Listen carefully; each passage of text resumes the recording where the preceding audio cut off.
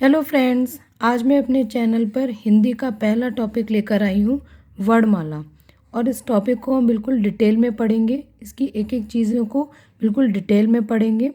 तो चलिए स्टार्ट करते हैं अपने पहले टॉपिक से, वर्णमाला से। वर्ण क्या होता है? भाषा की सबसे छोटी इकाई ध्वनि है और इस ध्वनि को ही वर्ण कहते हैं। जैसा कि हम जानते हैं कि जब हम मुख से बोलते हैं तो हमारे सबसे छोटी इकाई जो निकलती है वो ध्वनि निकलती है। और अगर हम इसी को लिखना शुरू करते हैं तो हमारा सबसे छोटा जो होगा वो वर्ण होगा। तो इसलिए बोलते हैं कि भाषा की सबसे छोटी इकाई ध्वनि है और इसी ध्वनि को हम वर्ण कहते हैं। अगर एग्ज़ाम में क्वेश्चन आता है कि भाषा की सबसे छोटी इकाई क्या है और ऑप्शन में आता है ध्वनि या वर्ण, तो आपको ध्वनि पे लगाना होगा, क्योंकि मानव ने सबसे पहले बोलना शुरू किया है, उसके बाद ही लिखना शुरू किया है। तो इसलिए ध्वनि इसका सही आंसर होगा। वर्णमाला क्या होती है? वर्णमाला होती है वर्णों के व्यवस्थित समूह को वर्णमाला कहते हैं। इन वर्णों को एक व्यवस्थित समूह में रखा गया है, इसलिए इसको एक माला में पिरोया गया है, इसलिए इसको वर्णमाला कहते हैं। वर्णों की संख्या कितनी है? तो वर्णों की संख्या हमारी 52 है, 52 है। चलिए अब आगे पढ़ते हैं इसके बारे में। वर्ण का वर्गीकरण। वर्ण को 3 प्रकार से वर्गीकृत किया गया है: उच्चारण के आधार पर, वायु संवेग के आधार पर और तारत्व के आधार पर। आज हम पढ़ेंगे उच्चारण के आधार पर और इसका हम पढ़ेंगे स्वर। इसके बाद हम वीडियोज़ में और 3-4 वीडियोज़ लाएंगे और उसमें सभी को कवर करेंगे। तो स्वर से स्टार्ट करते हैं। उच्चारण के आधार पर जिन वर्णों का स्वतंत्र अस्तित्व होता है और जो बिना किसी सहायता के बोले जाते हैं स्वर कहलाते हैं। अब इसका क्या मतलब हुआ? अब स्वतंत्र अस्तित्व का ये मतलब हुआ, फॉर एग्जाम्पल जैसे हम बात करते हैं का की। का जो कि हमारा व्यंजन है, ये का हमारा मिलकर बना है का प्लस आ से, तभी जाके पूरा का बना है। ये का के नीचे हलंत लगा है, इसका मतलब ये आधा का है। अगर हम इसको इस तरीके से लिखेंगे प्लस आ, तब जाके ये हमारा का बना है। तो जो व्यंजन होते हैं वो स्वर की सहायता से बोले जाते हैं, लेकिन जो हमारे स्वर होते हैं ये स्वतंत्र होते हैं, इनको किसी की सहायता की आवश्यकता नहीं होती है, तो उन्हीं को हम स्वर कहते हैं। स्वरों की संख्या 11 होती है, जैसे अ, ई उ री से ऋषि, ए ओ। इनकी संख्या 11 होती है।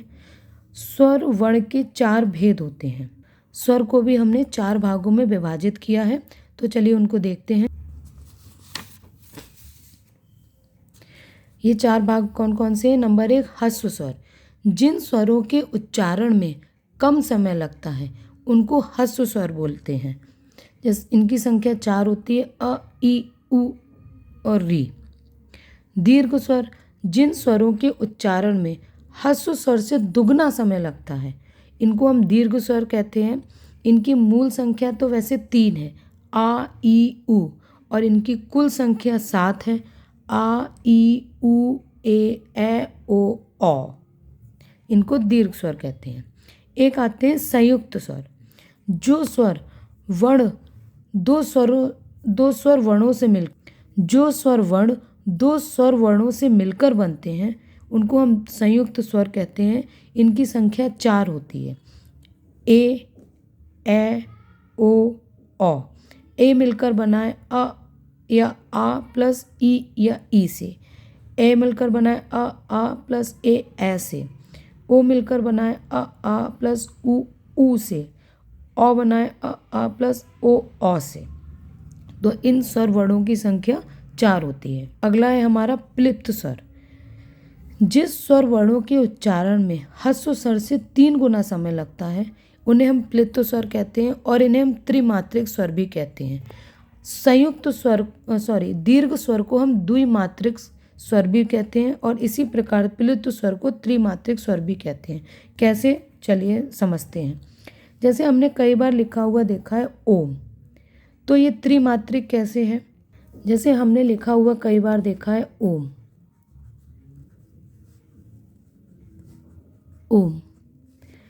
ये ओ है हमारा, ये द्विमात्रिक है। जैसे कि मैंने बताया दीर्घ स्वर दो मात्रिक होते हैं, ओ हमारा दो मात्रिक है। और ये ऊ है जो छोटा ऊ, ये हमारा ह्रस्व स्वर है और ह्रस्व स्वर एक मात्रिक होते हैं। और ये माँ है, जैसे कि मैंने बताया इसके नीचे हलंत लगा है तो ये आधा माँ है, तो इसका कोई भी गिनती नहीं है। तो ये हो गए हमारे 3।